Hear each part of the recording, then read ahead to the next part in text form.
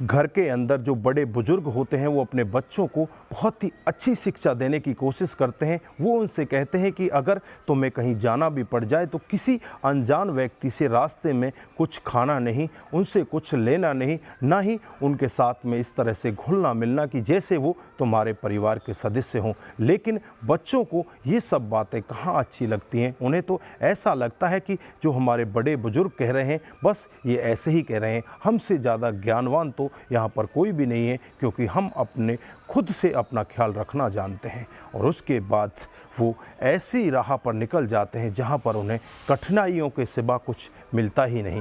दोस्तों, आज की घटना जो मैं आपको बताने जा रहा हूँ, इसमें एक 16 साल की लड़की अपने माता पिता से नाराज़ होकर वो घर से भाग जाती है और भागने के बाद कई दिनों तक दर-बदर की ठोकरें खाने लगती है। उसके बाद एक होटल में एक अनजान लड़का उसे आसरा दिला देता है और उसके बाद होता है वहाँ पर इतना बड़ा कांड। वो अपने 4-5 दोस्तों को लेकर उसी होटल के अंदर आ जाता है और उस लड़की के साथ लगातार 5 दिनों तक दरिंदगी की जाती है। उसके साथ 5 दिनों तक रेप किया जाता है, उसका वीडियो बना लिया जाता है। उससे कहा जाता है कि अगर तूने इस सब के बारे में किसी को बताने की कोशिश की तो ये तेरा वीडियो सोशल मीडिया पर वायरल कर दिया जाएगा। कि इस तरह से घबरा जाती है और लगातार 5 दिनों तक उनके इस दर्द को, इस दरिंदगी को सहती रहती है। उसके बाद जब वो लड़की उनके चंगुल से छूट कर आ जाती है तो होता है वहाँ पर इतना बड़ा खुलासा। अगर आप भी पूरा मामला सुनोगे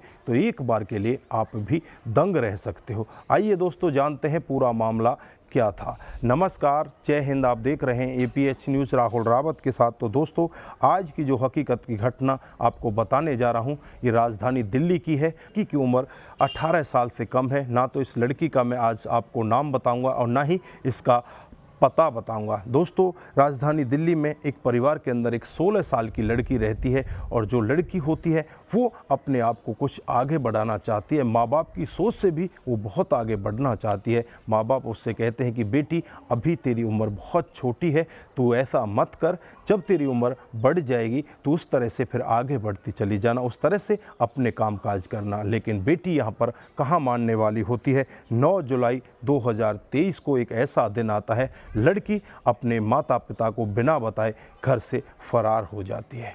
अब लड़की घर से फरार हो जाती है तो माता पिता की हालत बहुत ही दयनीय हो जाती है। माता पिता नज़दीकी पुलिस स्टेशन में पहुंचते हैं, बेटी की गुमशुदगी की रिपोर्ट दर्ज कराते हैं, लेकिन पुलिस के पास कोई सबूत नहीं होता, ना ही पुलिस उस लड़की को ढूंढ पाती है। अब वो लड़की 9 तारीख को दिल्ली से निकलकर लुधियाना के लिए चल देती है और एक ट्रेन में बैठ जाती है और 11 तारीख को लुधियाना पहुँच जाती है। अब 11 तारीख को लुधियाना पहुंचने के बाद अब लड़की को तलाश होती है कि तुझे एक जगह मिले, तेरे सर के ऊपर एक छत मिले, इसलिए वो नज़दीकी होटल में जाती है। लेकिन उसकी कम उम्र को देखकर कोई भी होटल वाला उसे कमरा नहीं देता। इसी तरह से कभी तो वो बस स्टैंड पर सो जाती, कभी रेलवे स्टेशन पर सो जाती। इसी तरह से तमाम तरह की कोशिशें करती है, लेकिन उसे कहीं भी कमरा नहीं मिल पाता। कई दिन उसे ऐसे ही बीत जाते हैं, लगभग 9 दिन उसे इसी तरह से बीत जाते हैं। 18 जुलाई 2023 आ जाती है, जब वो ब्राउन रोड के सुबानी बिल्डिंग के पास खड़ी होती है। वहाँ पर एक लड़का आता है और वो लड़का उससे कहने लगता है कि तुम यहाँ पर इस तरह से कैसे खड़ी हो, क्या तुम्हें कोई परेशानी है। उससे इस तरह से बातें करता है कि उस लड़की को भी लगने लगता है कि शायद ये तेरी मदद करने वाला है। अब वो लड़की उसे अपना सारा दुख बता देती है। वो कहती है कि मैं 9 दिन से इसी तरह से भटक रही हूँ, मुझे ना तो कोई कमरा मिल रहा है, ना ही मुझे रहने के लिए कोई आवास मिल रहा है, ना ही कोई धर्मशाला मिल रही है। मैं बहुत ज़्यादा परेशान हो चुकी हूँ। वो लड़का कहता है कि इतनी सी बात है, इसमें तुम्हें चिंता करने की कोई ज़रूरत नहीं, मैं तुम्हें कमरा दिला देता हूँ। फिर वो अपने मैनेजर दोस्त के पास फ़ोन करता है और होटल के अंदर उसे कमरा दिला देता है। उस होटल के अंदर वो लड़की चली जाती है, आराम से उसमें जाकर लेट जाती है। उसे एक सुकून की सांस मिलती है, लेकिन उसे नहीं पता होता कि अब तेरे साथ में होने वाला क्या है। उसके बाद जो लड़का होता है 2 घंटे के बाद वापस लौटता है और अपने साथ अपने 2-3 दोस्तों को भी लेकर आता है। जैसे ही बेल बजाई जाती है तो लड़की दरवाज़ा खोलती है और सामने देखती है वही लड़का, उसके साथ 2-3 दोस्त और हैं। तुरंत ही कमरे के अंदर घुस जाते हैं और कमरे को बंद कर लेते हैं। उसके बाद उस लड़की के साथ में दरिंदगी करने लगते हैं, उसके साथ में रेप करने लगते हैं। वो लड़की सोच ही नहीं पाती कि तेरे साथ में हो क्या रहा है। वो लड़की चीखने का प्रयत्न भी करती है लेकिन उसके मुंह को भी बंद कर लिया जाता है। लगातार घंटों तक उस लड़की के साथ दरिंदगी की जाती है। जब वो सभी लोग थक जाते हैं उसके बाद उस लड़की से कहते हैं कि हमने तेरा वीडियो भी बना लिया है। उनमें से एक ही लड़का वीडियो भी उतार लेता है और उस लड़की से कहा जाता है अगर तूने इस सब के बारे में किसी को बताने की कोशिश की तो ये वीडियो सोशल मीडिया पर वायरल कर दिया जाएगा। वो लड़की बहुत ज़्यादा घबरा जाती है, बहुत ही सहमी हुई लड़की चुपचाप एक कोने के अंदर बैठ जाती है। अगला दिन फिर आता है, फिर वही लड़के वापस उस कमरे में पहुंच जाते हैं, उसके साथ फिर वही दोहराया जाता है। इसी तरह से लगभग 5 दिन उस लड़की को दर्द को सहन करते हुए बीत जाते हैं। 22 तारीख आ जाती है और 22 तारीख को उसे पता चलता है कि जो उसकी माँ है उसके गम में बहुत ही ज़्यादा बीमार हो चुकी है और बीमारी भी उसकी इस कदर बढ़ चुकी है, डॉक्टरों ने उसे साफ मना कर दिया है कि तू तो कुछ ही दिन की मेहमान है। अब लड़की को अपनी माँ की चिंता होने लगती है और किसी तरह से वहाँ से छुपा कर निकल कर भाग कर वापस अपनी माँ के पास पहुँच जाती है। और जब माँ को देखती है तो माँ की हालत भी कुछ हद तक सुधर जाती है और फिर माँ को लेकर नज़दीकी पुलिस स्टेशन में पहुँचती है। वो इतनी हिम्मत जुटाती है और वहाँ जाकर सारा वाक़या उन पुलिस वालों को बताती है। पुलिस वाले भी जब पूरा मामला सुनते हैं, उस मामले को सुनकर एक बार के लिए दंग रह जाते हैं, एक बार के लिए सोचने के लिए मजबूर हो जाते हैं कि आखिरकार ऐसे भेड़िए हमारे समाज में कैसे घूम रहे हैं।